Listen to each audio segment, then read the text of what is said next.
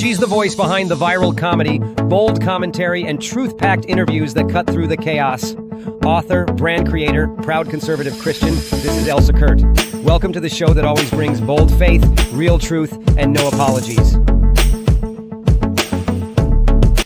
Well, hello, everyone. Today we are doing a very special interview. I'm so excited to bring on my guest. She is Dr. Joyce D. Nash, and she is a pioneering clinical psychologist, health communicator, and award-winning author whose multi-decade career has focused on empowering people to understand their behaviors and to heal from emotional wounds and reclaim agency over their lives. That is so huge. And in her latest book, Realizing a Dream, Finding Passion in a Career, Dr. Nash shares her deeply personal journey of transformation and the lifelong pursuit of meaning, bringing together her professional expertise, her resilience, and creative voice. And she now continues her work through writing and community engagement, speaking candidly about neurodivergence, chronic illness, trauma, and radical care. Dr. Nash, it is so nice to have you here. Thank you for joining me. So glad, Elsa. I'm looking forward to talking to your audience. Thank you very much. So you hit on some topics that I especially love talking about, but I want to talk to you a little bit about you primarily and your book and that whole process. So I would love to know your journey into earning not just one, but 2 PhDs. That is really inspiring, especially for an academic slacker like myself. So tell me a little bit about that, would you? Well, I started my education really early on as a child, watching other children go into school, and I wanted to go into school, but I wasn't old enough. I finally got there, and the rest of the story for that is in my memoir, Realizing a Dream. But when I got to high school, I wanted to go to college, but there wasn't enough money in my family for that to happen. A decade later, I discovered that I could go to night school at the University of Pittsburgh. So I started that, even though it would take a long time. It was at least a start. Then a professor said to me, "You really ought to quit night school and go full time." I said to him, "I can't afford it." He said, "If you really want to, you can do it." Well, that was an inspiration. From there, I applied for scholarships, and to my surprise, got 2 scholarships. And that took me to Southern Illinois University. I finished my undergraduate degree there and was planning on going back home to get a job. One of my advisors at SIU said, "You really ought to go to graduate school." To satisfy him mostly, I applied to graduate schools for a PhD program. I didn't realize that I needed a master's degree to go into a PhD program. So I applied, and to my surprise, I was invited to go to Stanford in their PhD program. I continued in that program and got my PhD in communication in 1976. But a long-held dream for me was to be a psychologist. But I was in the communication department, not the psychology department. So I graduated from the communication department with my first doctorate. But I kept remembering my dream of being a psychologist. 10 years later, I discovered there was a school where we lived that trained people to be clinical psychologists. So I enrolled. 6 years later, I was awarded a PhD in clinical psychology. But it took me 2 more years before I was licensed. After that, I practiced for 25 years and have been writing books ever since. That's amazing. What an incredible journey of just perseverance, really, because that is such a long process. It's so taxing. Of course, you mentioned the financial struggles of that, which, and the sacrifice that comes with that, I'm sure is incredible. Tell me a little bit about what drew you to psychology. I was 21. I remember exactly where I was when I had the idea that I wanted to become a psychologist. I was walking by the dorms of University of Pittsburgh, and at that point I thought, I'd like to be a psychologist. Maybe that would help me understand some of the people in my life, particularly my mother. So that was my inspiration.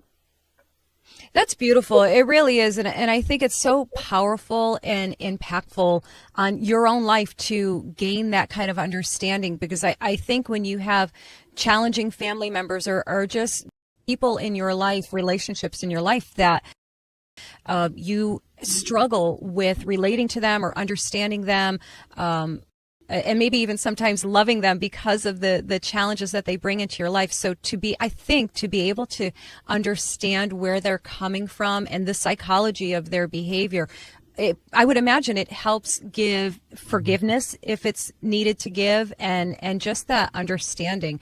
I find the field of psychology absolutely fascinating. The study of people and human behavior obviously is so fascinating to me. And like I mentioned, I was not academic minded enough to do what you've done, so I have so much admiration for all of that. I want to switch gears a little bit and ask you a little bit more about your book. Now, you have a deeply moving part in your book where you had to choose between continuing on that prestigious path or chasing your long forgotten dream. So what helped you make that leap of faith? Well, what helped me change from my first PhD to seeking another PhD was I realized that at Stanford, I was being taught to become a professor. And the reality was I didn't want to become a professor, although it would have been a very challenging occupation. But instead, I had this long-held dream to become a psychologist. It took me another decade to undertake the information to become a clinical psychologist. What I did was follow a long-held dream. I detail that in my memoir, Realizing a Dream.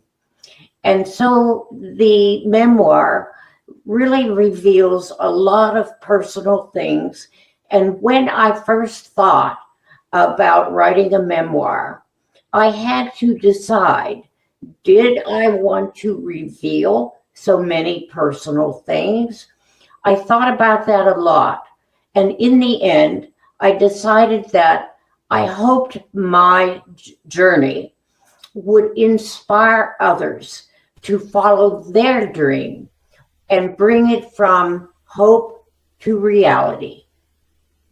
I love that kind of encouragement, because I think that's exactly what holds so many people back, particularly, since we're talking about writing and writing your memoir and sharing such personal information to the world, really, and just opening yourself up for that type of scrutiny. I think there's so many people who would and will and can benefit from doing that, whether they write it, for publishing or for their own sake, right?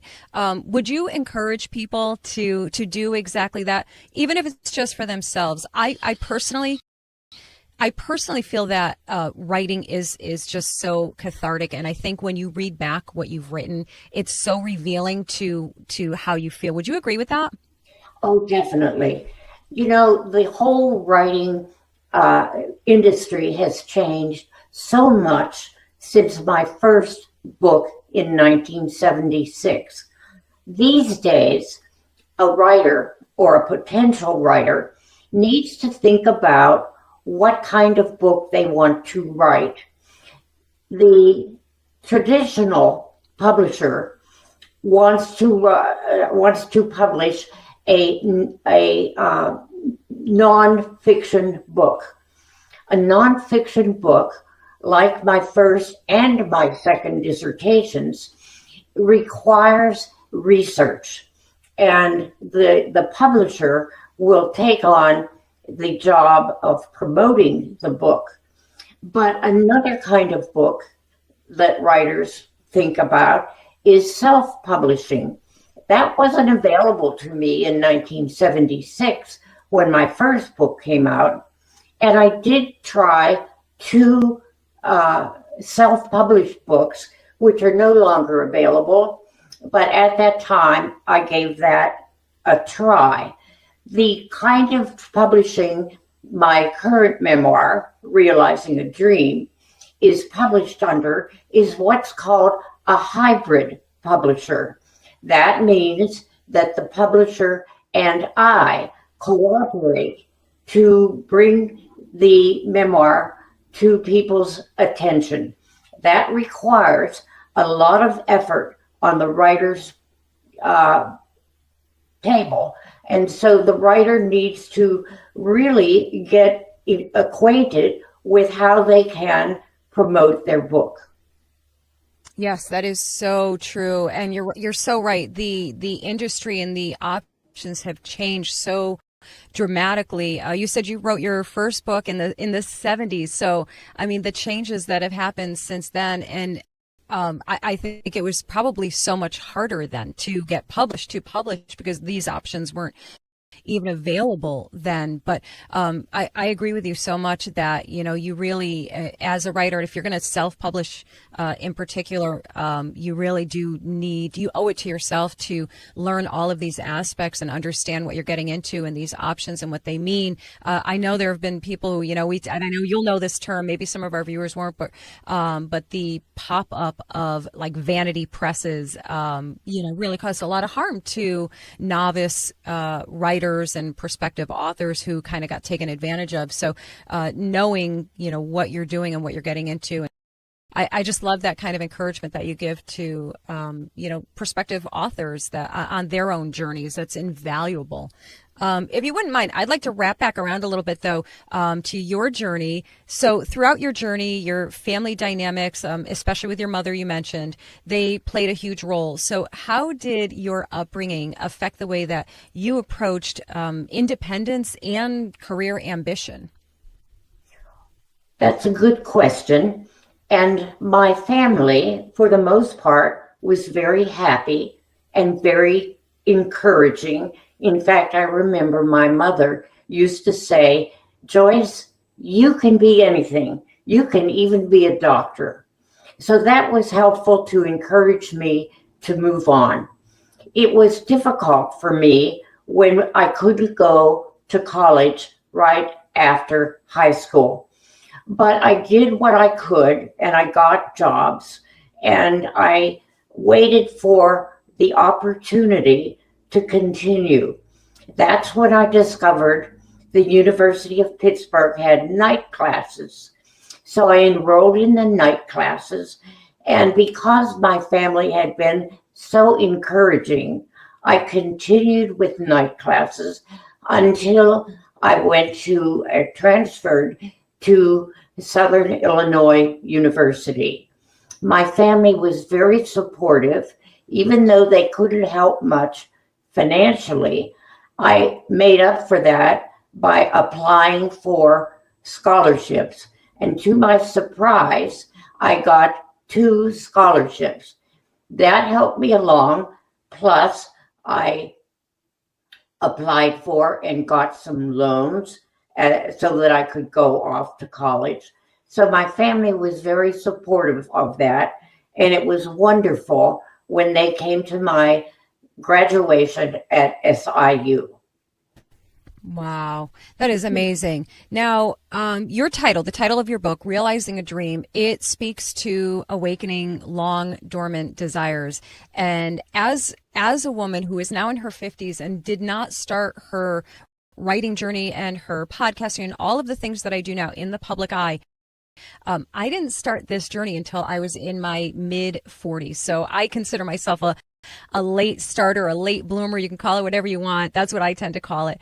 And it was based on, or the reasoning was because a lot of the things that you touch on really, which is so impactful for me, fear.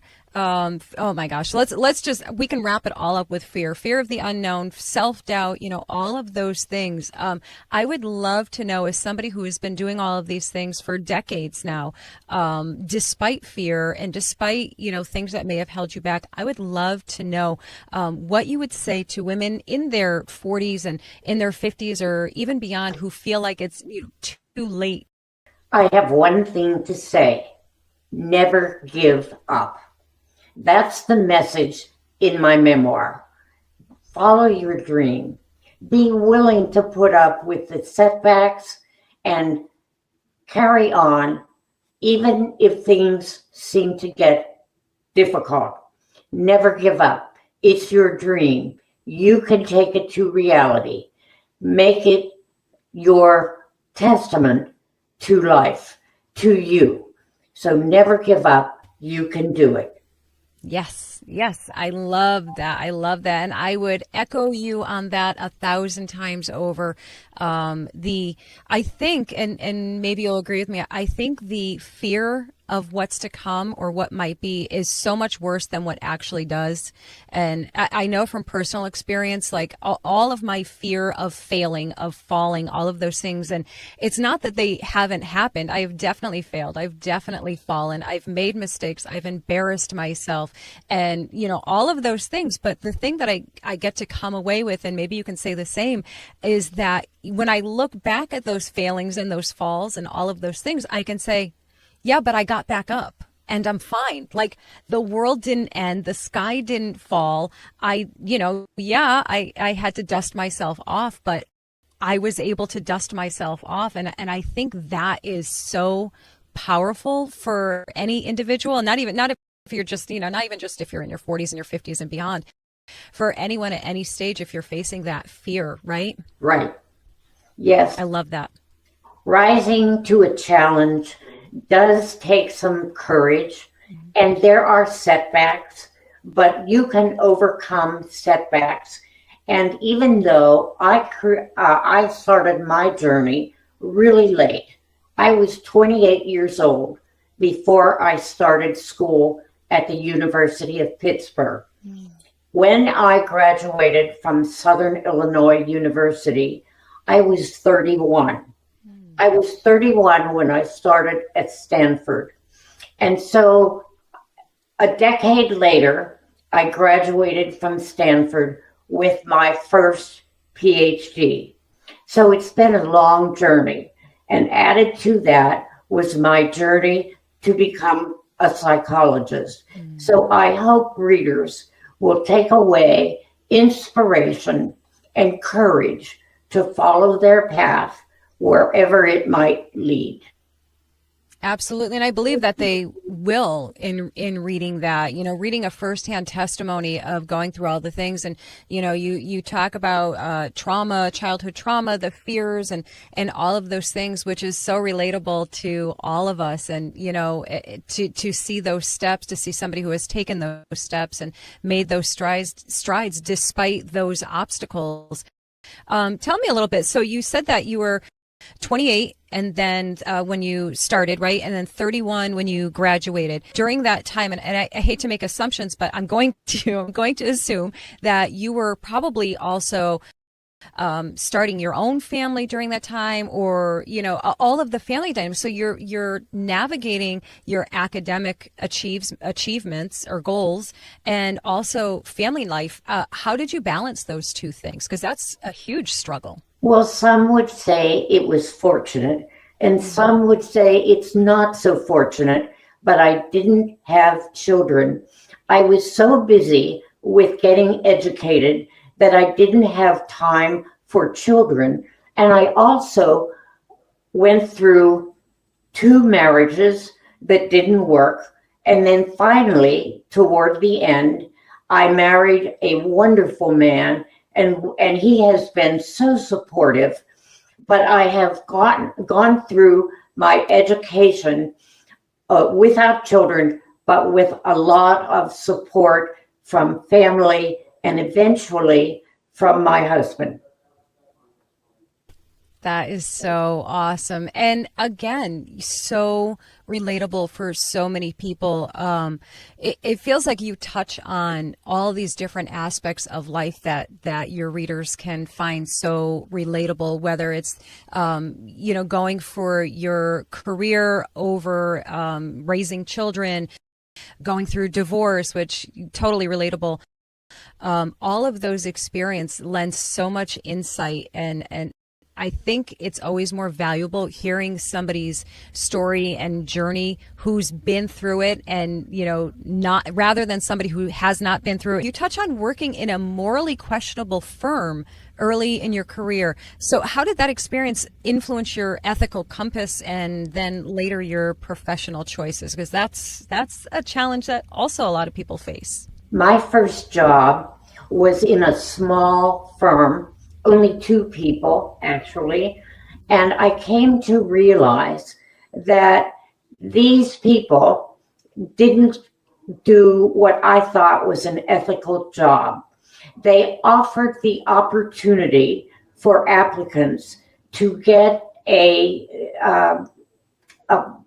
support from a bank, but they offered to do this by going out to the property and evaluating it. Almost never did these lead to a mortgage.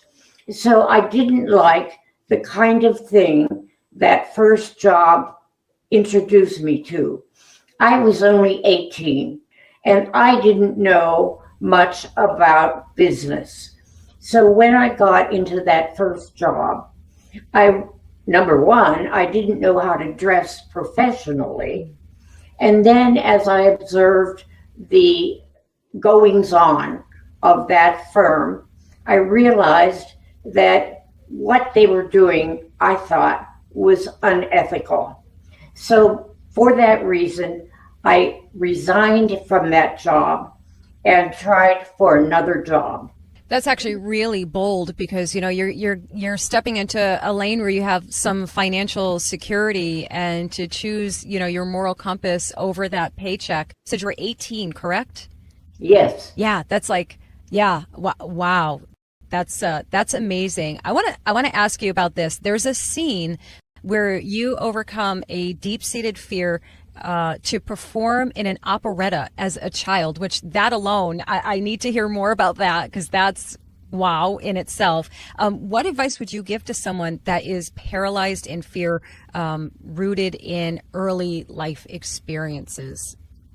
It sounds like you've read the book, and I thank you for that. The time you are referring to was about when I was 10 years old, and I was afraid of singing. But the local people, the priest and the nuns, were going to put on an operetta. They wanted me to sing solo. Oh my God, that was so terrible, so frightening. As a 10-year-old, I heard their encouragements, but it was still very frightening. I think for people who are afraid, they need to dig deep, find their dream, and be willing to push through the fear. There's a book, an old book, called something about pushing into our fear. In other words, getting that gumption that you have and pressing forward. It turns out for most people, the fear is more imagined than real. Yeah, there's like a whole psychology to that too, right? That happens, that you actually have to, almost verbally switch off in yourself, and tell yourself, right? Right. Right. It takes Wild. courage. And there is a Yeah. lot of psychological research on this Mm-hmm. topic. But what happens for a lot of people? They imagine things that are going to happen and they become afraid of what could happen. Most of the time, those fears do not materialize. It is possible to talk to yourself and encourage yourself and push forward with positive self talk. By doing that, you can become your own supporter, and it helps by using positive self talk that says you can do it, keep going, and keeping focused on what you want to accomplish. Mm. It's like rewiring your brain, basically, right? Yeah. Yes. Yeah. I love that. And I am definitely a person who has had to and has to regularly do exactly that. And the wild thing to me, Joyce, is when you start hearing, you're really listening to yourself and the things that you say to yourself. Like so many other people, I think, in the world, that we have a tendency to self-sabotage with the thoughts in our own head. Like, instead of saying, oh, you just made a mistake, that's okay, move on from it and try again, you're like, I'm so stupid, and these are the things, and you're literally training your brain to believe that you're stupid, right? Right. When we criticize ourselves like that, we become our own worst enemy. It's really important to keep that negative self talk suppressed. And you do that by thinking more positive things. In other words, focusing on what you have achieved and your ability to do that. So, focusing on that kind of thing helps with self talk, remembering your goal and using that goal as a incentive to keep going. So I'd say be careful. Don't get into self criticism. There's enough criticism in the world. You certainly don't need to do it to yourself. Take courage. Keep focused on what you want to achieve and tell yourself, I can do it.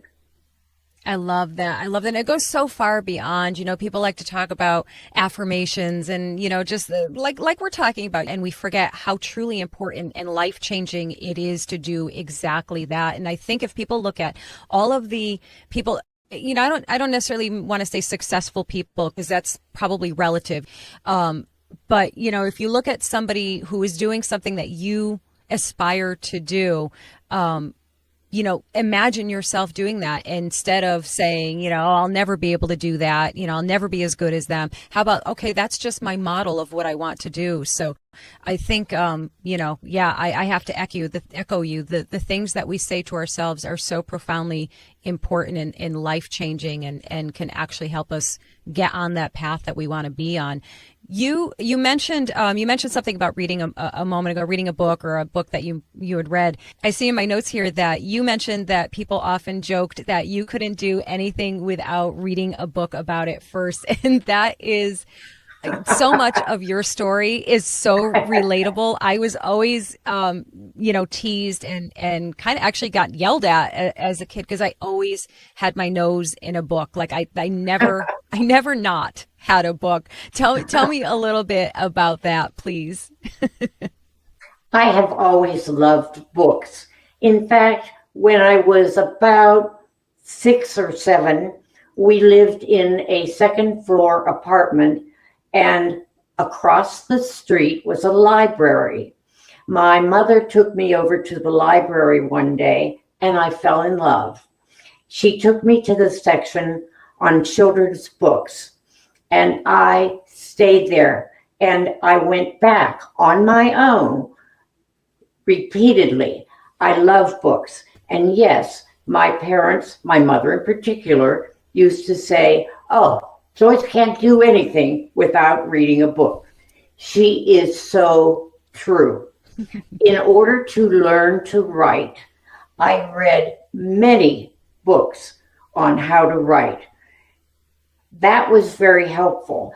I also learned to write by writing, as you well know, because you help people who are trying to write maybe for the first time. So loving books and loving to learn has been a motivator for me. Me too. Me too. And like you, I remember as a child going into the library, and I'm not saying it's necessarily the very first books that I picked out for myself, but they're the first ones I remember and are still my most beloved treasures that I have. And it's Beatrix Potter, the Peter Rabbit, and all of those beautiful, wonderful stories and those gorgeous illustrations. And I remember walking into, it was our elementary school. Our elementary school had a little library, and we would go in there and we'd get to pick out those books, right? And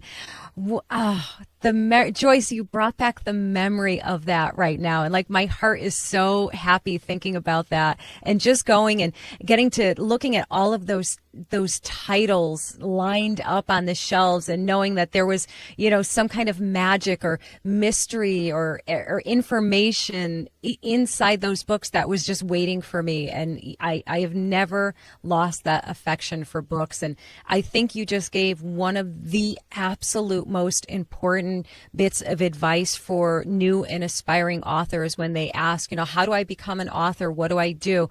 And you said it right there. Read voraciously, read everything, not just the genre that you want to write in, right? Also read all different types of books, because it gives you those insights into timing and cadence and pattern and sentence structure and all of those things. And I especially love your love for books. Do you by any chance remember like your earliest favorite book?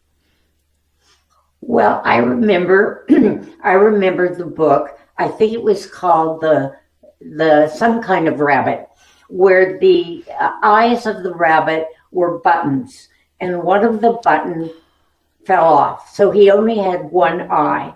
The Velveteen Rabbit, that was the name of it.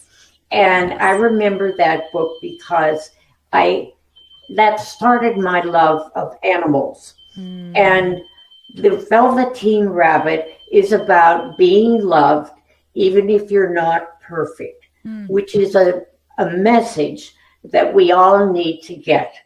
And speaking of writing, which you mentioned, it starts with an idea. But in order to write, the person, the would-be writer, has to dedicate time to do writing. When I started writing this memoir, I started my writing about 7 o'clock in the morning, and I would write until lunchtime. And then after lunch, I'd write for another hour or two. Committing oneself to writing at a particular time, most of the days of the week, is really important, and something that a lot of people who don't become authors, they think they can skip that part. Yes, you're so right. And I've talked to many people about that very same thing. It's so funny that you brought that up, and we're so like-minded on that as well. When I started writing, I thought I could only write when like the mood hit me, and I learned right. And I learned very quickly that no, you have to train your brain, and your body to treat that as like almost like a job, as a 9-to-5 job, or 9 to 2, whatever the case. Yes. Right? Yeah. Yes. It's such a game changer. I want to ask you, I'm talking about, I'm getting us all over the writing process. I want to talk a little bit more about the things inside your book that people will really resonate with. And in particular, listeners or readers that are navigating chronic illness or trauma. What practical, we're pulling in your psychology degrees there. What practical mindset shifts would you suggest, or strategies, do you most often recommend to people? Well, trauma is a problem for a lot of people. And depending on the trauma, the treatment is different. There are people who have what's called complex trauma, meaning their trauma goes for a long time. For example, a child who is abused, that doesn't happen just once. That continues on for a period of time. Those people with complex trauma, which includes soldiers that have returned from the war, they need time to talk about this with a person who can listen and be there for them. Many of these soldiers who come back from war need to see a psychologist for a long time to get over the trauma. The same would be true for a child. Although a child doesn't talk, a child plays. And so the therapist would have the means, like a sand tray, for children to act out their trauma. But when we think of trauma, we can think of abrupt trauma. For example, some years ago, we were driving up a mountain, and coming down the mountain was a van that turned over almost in front of us. It turned out that this was a van of people who were mentally ill, and the driver had lost his brakes, and the only way he was able to save it was to go up on the drive up on the opposite bank and turn over the van. He did that, and he and the other occupants were able to get out the back door. This was a trauma that he had to deal with. At first, he couldn't even talk about it. I was there, and I went up to him and just was there present with him, so he wasn't just present with the trauma. When there is what I'll call an accidental or a short-term trauma, it's helpful to talk to someone who understands trauma. That's likely to be a psychologist or a therapist of some sort.